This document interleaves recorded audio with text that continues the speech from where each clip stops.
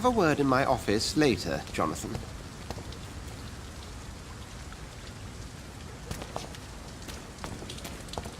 Come on, you bastard! You can do better than that. Nah, it's my turn!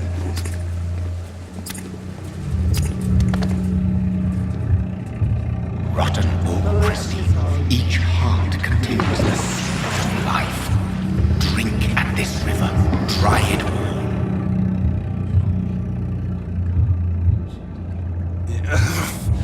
Oh, come on, you bastard! I won't bite! Sir, please.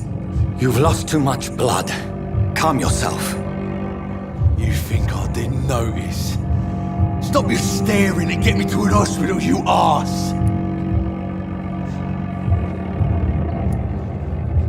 Insulting a good Samaritan. Not exactly the way to get rescued.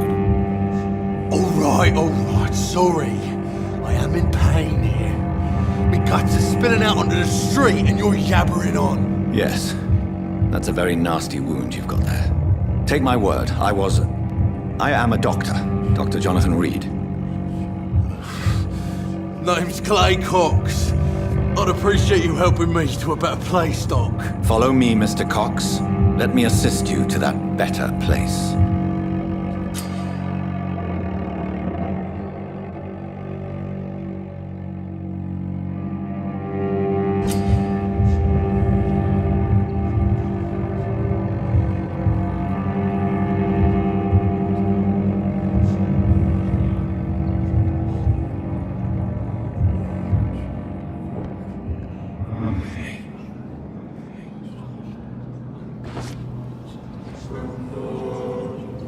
Bring this fading light into the shadows. Dance with him the dance of life and death.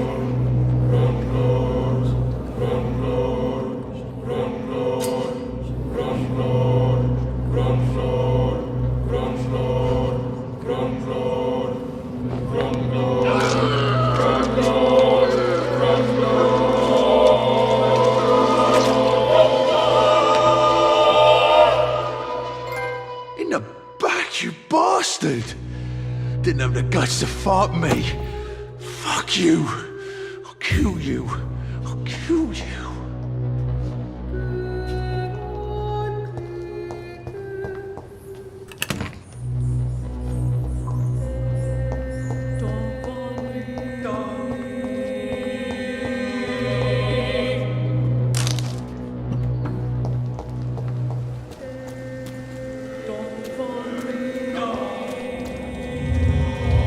To taste a life, to embrace its most intimate secrets.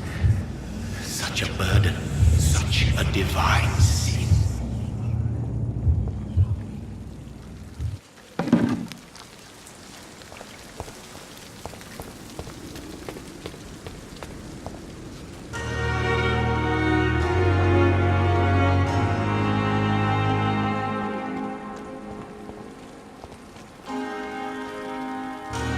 Good evening, nurse.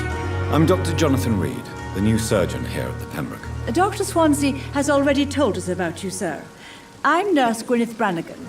Welcome to the Pembroke Hospital. Did he really? It's a good thing I wasn't hoping to keep a low profile. All members of staff have already read about your new blood transfusion technique. Dr. Swansea made sure of that. I see. Well, I'm a little surprised, but I suppose I'll just have to deal with this unexpected notoriety. You must know, blood transfusions are Dr. Swansea's primary subject of research. He is convinced it is the future. How are things here? Not good, to say the least. We're struggling against an invisible enemy, more lethal than any bullet from a gun. It's hard, Doctor. Do you think this hospital can survive the epidemic? We are all volunteers here, and we're trying to hold fast, but how do we beat an invisible killer? Some nurses have already resigned. An invisible enemy? Quite a poetic term for a disease, especially from a nurse. Sorry, Doctor. These last few weeks have been exhausting. We could all do with a good night's sleep. I'm not familiar with all the staff yet. Perhaps you could help me. Brilliant professionals, most of them. Dr. Swansea has a gift for recruiting talent. Most of them. Is there a problem I should know about, nurse? It would be inappropriate for me to speak ill of a colleague. Is there anyone that stands out? Well, I have never met someone as dedicated as Dr. Tippett. He should be a standard for us all here. If only he were younger. Why should his age be a problem? I guess it's fair to say he's always pushing himself to the limits. He just doesn't know when to stop and get some rest. Nurse Brannigan, if you do know something, please tell me. Anything you say will be held in confidence. No. I may disagree with some conduct, but in the end, everybody is doing their best.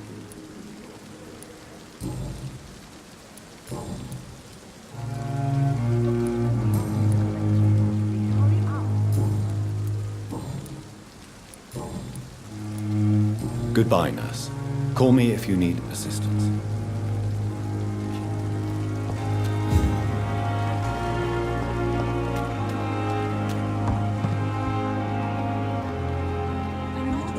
Wait, Doctor. I've patients to attend.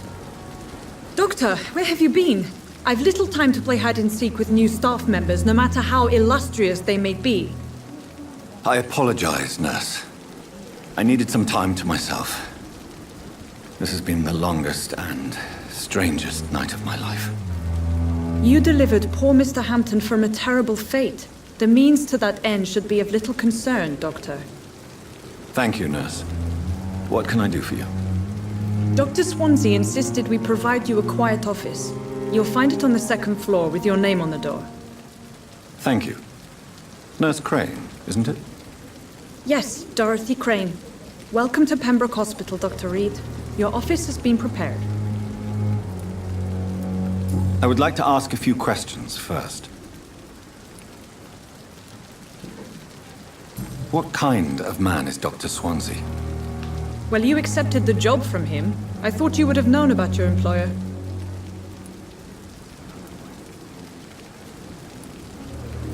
It's right to assume Dr. Swansea knows far more about me than I do about him. You'll get to know him soon enough, and better than me. The administrator has better things to do than mix with us. Apologies, I've only just met him the once. This is sudden. I've only just returned to England. Dr. Swansea is a brilliant surgeon and the most compassionate physician.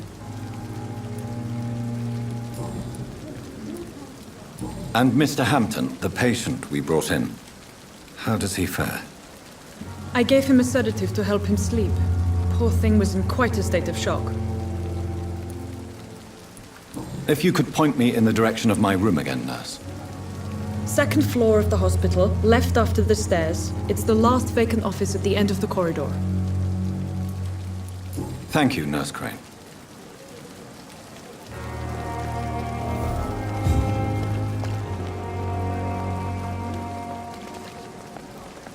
Good evening, sir. I'm Dr. Jonathan Reid. I'm new here. I've already heard about you, Dr. Reid. I'm Milton Hooks, the ambulance driver for this shithole of a hospital. That's quite a blunt introduction, Mr. Hooks. You can call me Milton. I like to speak my mind, Dr. Reid. Perk of the job. Don't judge me, and I won't judge you. I'm not sure I understand what you're talking about. Well, I'm no doctor, but I'm pretty sure a gun can't be used as a surgical instrument. You have a keen eye. I learned to shoot during the war, and have carried one ever since. Old habits die hard. No need to explain, Dr. Reid. And if you ever need a better gun, remember, I may have something for you.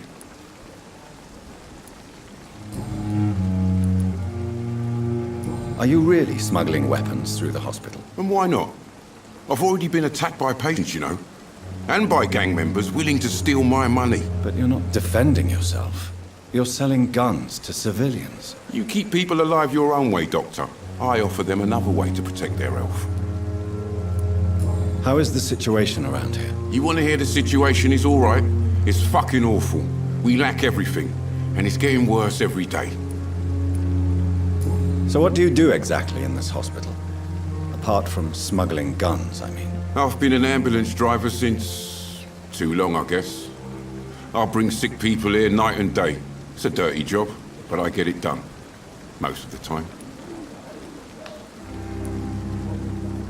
Since you're on the front line, how is the sanitary situation in this vicinity? It's a complete disaster.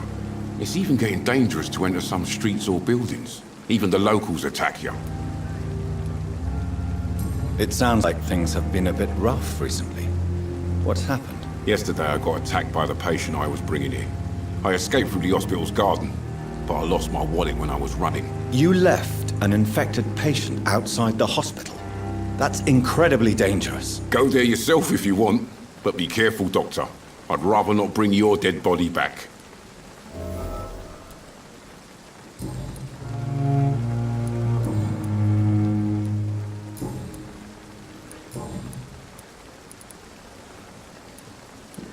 I'd like to see your goods. Wise choice, Dr. Reid.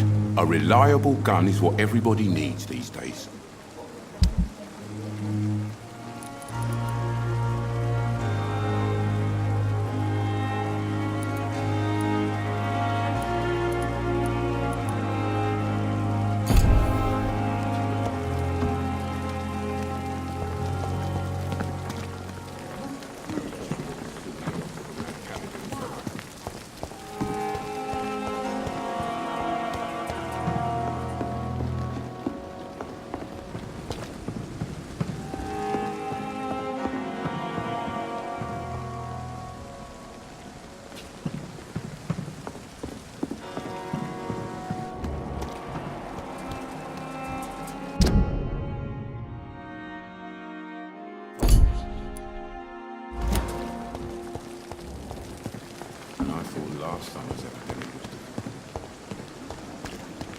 Dr. Swansea is right. This place seems perfect to conduct my research.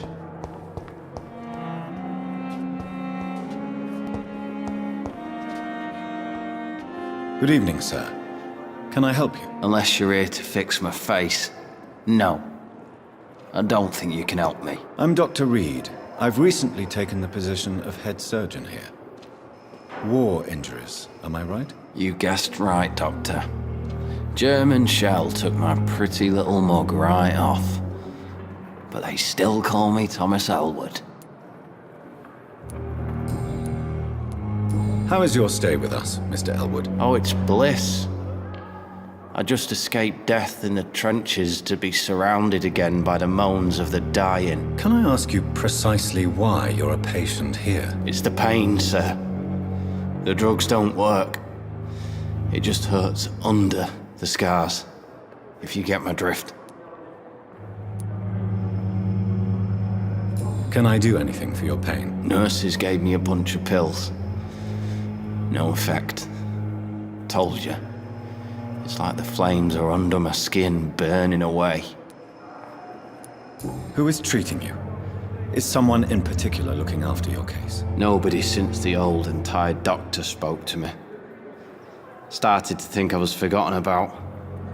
Wouldn't blame you. You don't seem worried by that. My face hurts so much more when I smile or cry. I've learned it's easier not to speak. But be assured I'm smiling inside.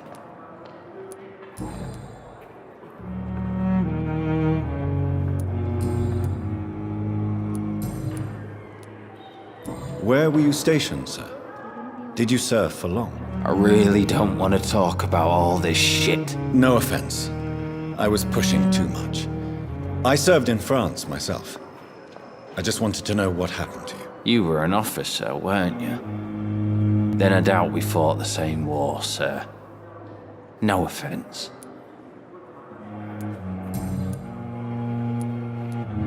Goodbye for now, Mr. Elwood. Fear and disgust on every street corner. The daily routine. Good evening, Mr. Hampton. How do you feel? Dr. Reid, is it? Oh, sir, I must apologize for my behavior. What do you mean? I was not myself in the factory. Fear and exhaustion made me say awful things to you, I'm afraid. You remained perfectly nice and polite. A little delirious, perhaps. But who wouldn't be after enduring an abduction? Thank you, Doctor. That's a relief. Now all I need to do is rest and return to my flock.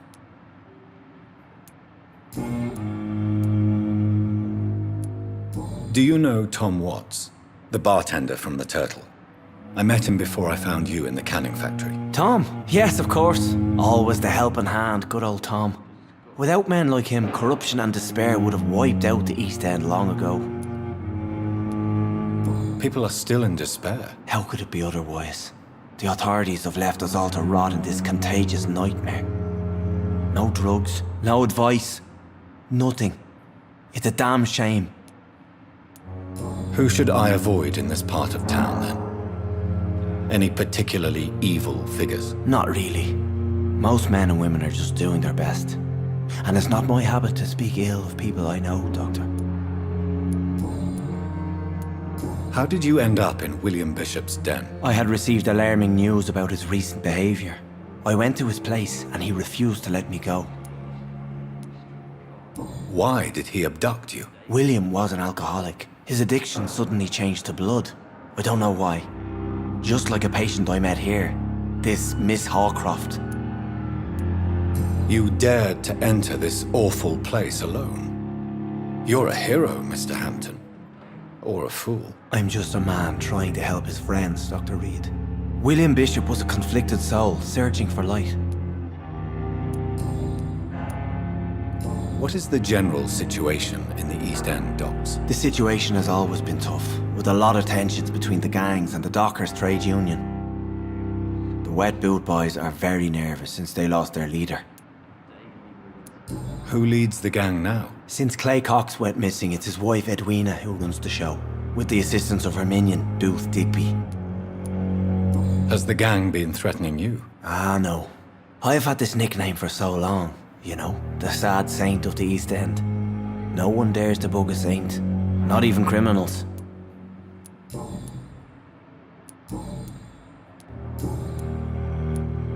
How do you feel, Mr. Hampton? Medically speaking, I mean. I feel exhausted. Beyond exhaustion, actually. William drank so much of my blood in his madness. I feel empty. You're in good hands here. Dr. Swansea is well versed in blood transfusion, and I'm sure he'll take the best care of you. Thank you, sir. I believe all I need is rest. And then I can go back to the people who need me. What do you do for a living, Mr. Hampton? I can't help but notice the cross around your neck. I manage a night asylum for the poor and homeless of the docks. And I try to guide the lost and hesitant on the right path to our Lord. Are you a priest, Mr. Hampton? A deacon, maybe? Not at all, Doctor. I'm just a man of faith willing to preach the good word. Why didn't you use your cross against William Bishop? To repel him somehow? That's a very strange question, Doctor. A cross is no magical token, if that's what you were trying to say. Not mine, anyway. Have you made friends since you arrived? Not really, but I recognize Miss Harriet Jones. I knew her when she lived by the docks. That poor woman had such a miserable life. You never came to see her here at Pembroke? Receiving visits when sick can be an important part of the healing process, you know. We're not just bodies. You're preaching to the converted now, Doctor. To be truly honest, I thought she was dead. She left the docks many months ago. Goodbye, Mr. Hampton. We'll talk again later.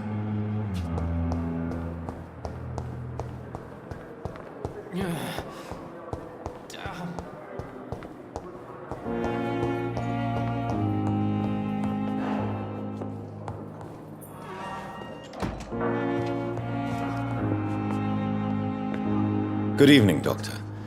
I believe we're going to be working together. Dr. Reid. Dr. Swansea informed us of your arrival, but I could not dare to believe we'd have such good fortune. Such an honor, sir. Thank you. And you are? I am Thoreau Strickland, Dr. Thoreau Strickland. I'm a great admirer of your work, Dr. Reid. Please, could you tell me something about yourself? I'm a great admirer of your work concerning blood transfusion, Dr. Reid. I run my own experiments. I'm convinced it's the future. What made you choose to be a doctor? I'm not ashamed to admit you and your work have inspired me. I am honored to have the opportunity to work by your side.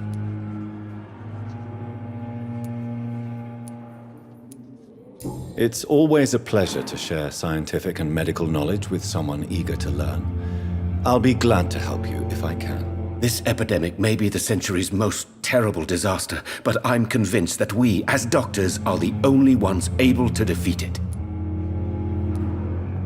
I based my technique on my mentor's research. He helped me perfect my method. What is yours? I'd rather not talk about it. For now, it's just theories and first approach.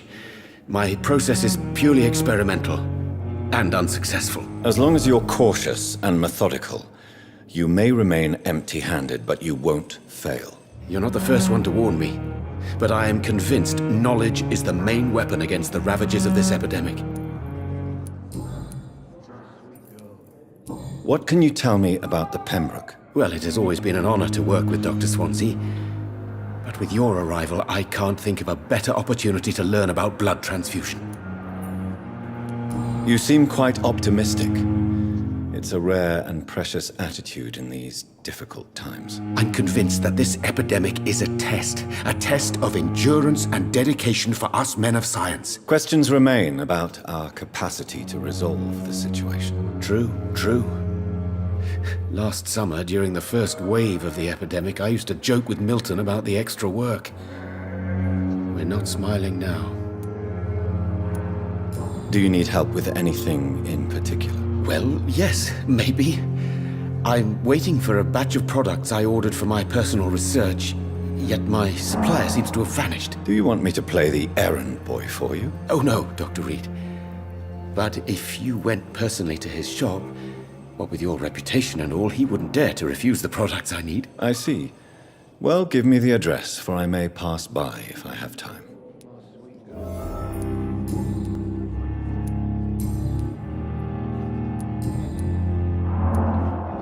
Tell me more about your willingness to experiment with new medical techniques. Harvey Fiddick is a patient suffering from a severe injury that could cripple him if not treated correctly. I'm convinced your blood transfusion technique could help him. What is it you really want? To save him, or to prove your point? Fair question. I want nothing but to save my patient, Dr. Reid. Especially since I know Mr. Fiddick's story. This personal involvement could also appear to be a lack of impartiality. You must know that a good surgeon must remain neutral. I agree. But that does not excuse Dr. Ackroyd's behavior, a man who did not even take time to converse with his patient. Do you think keeping his distance was a mistake? All I know is that I'm taking care of human beings with desires, hopes, and fears. Not some biological machine comprised of blood, bones, and flesh. Tell me Mr. Fiddick's story. Our first diagnosis was compromised because Mr. Fiddick lied to us about the real origin of his injury. He first claimed it was an accident. But why would he hide such crucial information from us? Because he is a proud father, ashamed of putting his children at risk because of his own negligence.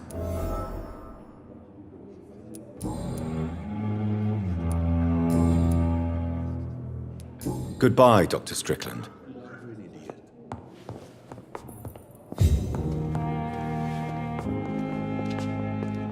Good evening, sir. I'm Dr. Reid. May I help you? I don't know if a third opinion is needed. Your colleagues are already arguing about my condition. I see. Would you mind telling me more about your situation? I'm Harvey Fiddick. All I want is to get me bloody arm fixed properly. Are you satisfied with your treatment here? Well, it's clear that I've chosen a bad time to be injured. Forgive my bluntness, but you seem overwhelmed by cases of the flu. I won't lie to you about it. I'm afraid we are. Are you sure you don't want to operate yourself, Dr. Reid? I have the feeling you're very capable. And your colleagues seem to think so too. In other circumstances, you would be right. But for now, I don't think I can take on the responsibility. My apologies. Tell me about yourself, Mr. Fiddick. I'm just a regular guy waiting to get his arm fixed, so I can return to work. and to my family. I was more curious about what you were doing before being hospitalized. I'm a carpenter, and a good one too. But that means I need both arms to feed my family, Dr. Reid. Tell me about the doctors who are arguing about your case. Strickland and Aykroyd. They both want the best for me, but there's a lot of pride there. Doctors are no different from carpenters, it seems. What do you mean? I often had professional arguments with rivals on a building site. Difference is, I disagreed about wood and nails, not flesh and bones.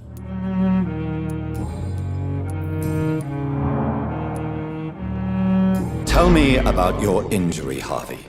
Why do you feel so guilty about it? My wife died because of me. And now I may lose everything because I've been careless enough to hurt myself. What an arsehole. How could your job be responsible for your wife's death? I was working a double. She went out to bring me a hot meal and got caught in a German bomb raid. You can't hold yourself responsible for your injury, Mr. Fiddick. Unless you tried to hurt yourself. Of course I didn't hurt myself.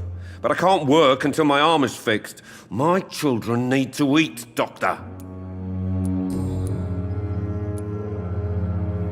Tell me more about the death of your wife, Harvey. 1915. I was in the army, building workshops for the Royal Flying Corps. Helen was happy I wasn't sent to the front. What happened? The Germans sent Zeppelins to bomb the construction site, but they missed their target. My wife was bringing my dinner when the bombs fell. I'm sorry for your loss. So many died during the bombings. I served in France and witnessed the carnage there. I would like to say that she didn't suffer. Truth is, I have no idea. I just know that I'm all that me kids have. Poor little bleeders. How are your children after losing their mother? They were smaller then. The only good thing about this is my Helen didn't bring them with her that night.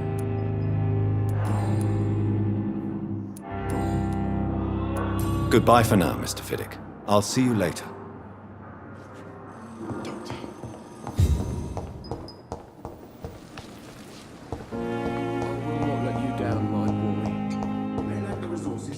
We have some of the most brilliant minds in London and Pembroke.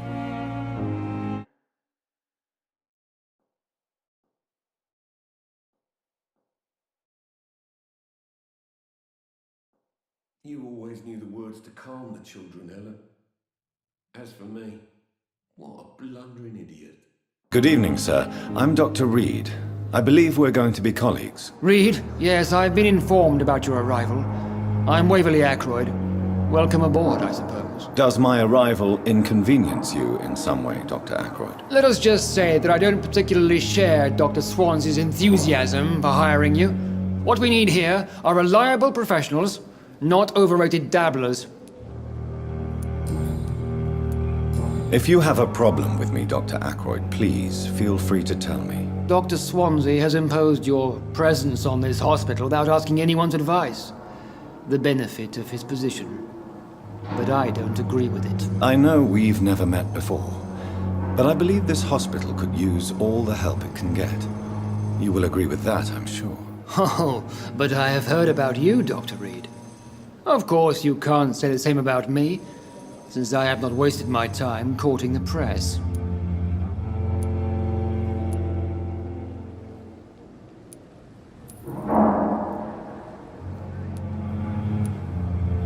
There is no need for such animosity between us.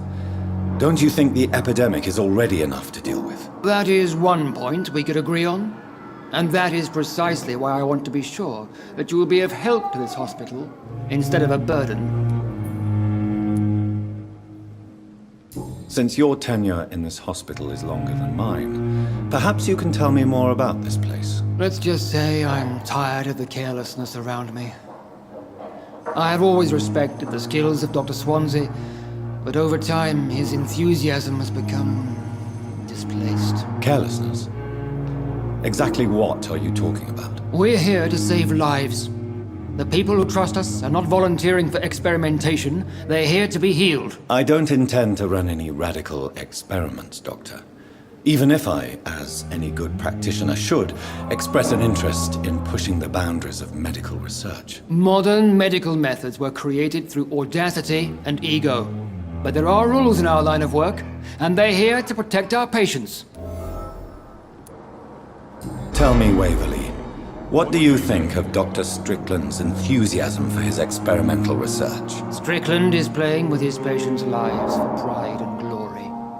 Now that, sir, is unethical. Are you thinking about something in particular? Harvey Fiddick needs delicate surgery. I believe we should stick to the usual procedure, but my young colleague obviously disagrees. And are you not afraid that your rivalry with Strickland may be blinding you? Rivalry? I guess you could call it that.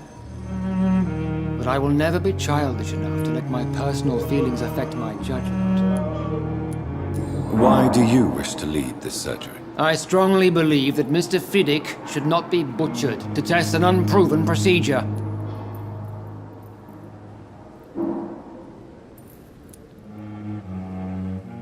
I really hope you're right about this, Dr. Ackroyd.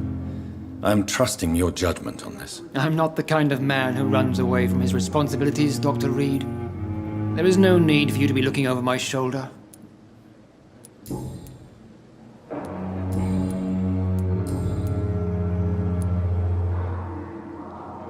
I don't know what you've heard about me, but I have already proved my value as a practitioner. I don't question your skills, Dr. Reid, but your motive. Is it money, fame, or are you truly dedicated? And what exactly is that supposed to mean? I served in the war just like you. But unlike you, I did not use the wounded to play the modern sorcerer. Be careful what you insinuate, Dr. Ackroyd. I only want you to admit you used those men to improve your theories.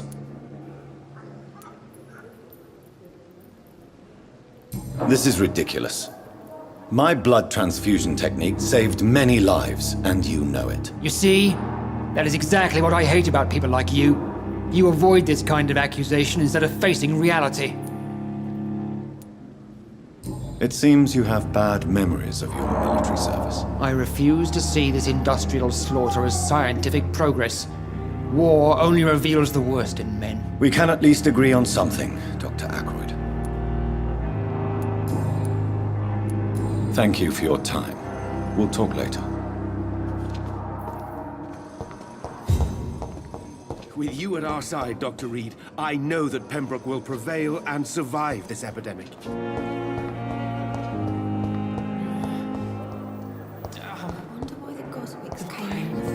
Time has lost its effect on me. But the... Good evening, miss. I'm Dr. Reid, the new surgeon at the Pembroke Hospital. And who are you? Your name has no meaning to me, mortal. You're nothing but dust blown by the winds of eternity. I beg your pardon? What are you begging for, mortal? My clemency? Well, tonight maybe I'm inclined to mercy. You'll never forget the night you met Thelma Howcroft. You keep calling me mortal. Why is that? And if I'm mortal, what are you? Well, Dr. Reid, if you must know, I'm a vampire. And why do you believe you're a vampire? I don't need to believe anything. It is what I am. It is what I feel within this hollow shell of flesh. Please, describe to me how you feel. What is it like to be a vampire? I can hear my body crumble from the inside as my flesh cracks and fades. I sense the last pulse of postulant blood within my drying veins. I need new blood. I see.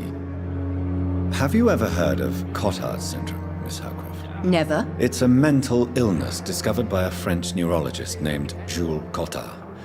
The affected patients are delusional.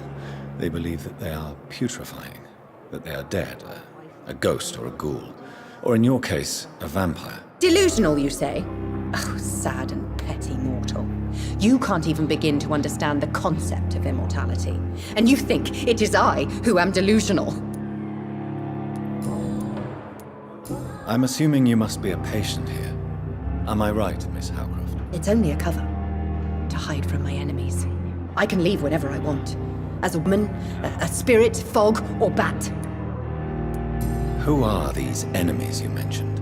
Can you describe them? I cannot say for sure. But I sense their eyes on me from nearby. I feel them watching me every time I visit the garden near the morgue. The staff here are not your enemy. They're here to help you, to care for you. I'm not speaking of the doctors in white. I'm speaking of the men and women who hunt me, for I am a vampire. I see. Don't worry. These people will not find you here. I'll personally make sure they leave you alone. Thank you, mortal, but do not interfere with them, for you are no match for those that hunt me.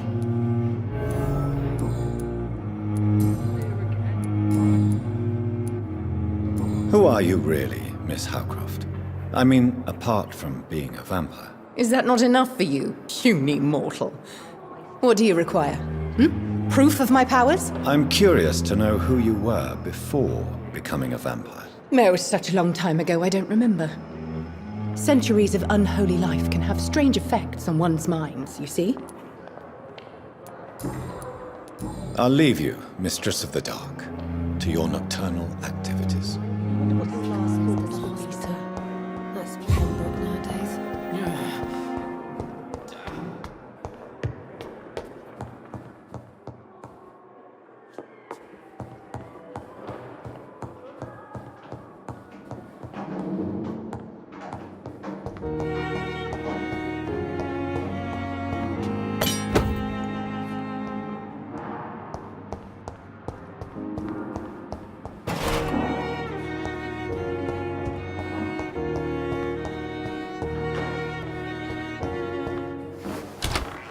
This must be the place. It's definitely away from prying eyes. Relegated to the shadows. A kingdom of my own. At least I won't be sleeping in a coffin.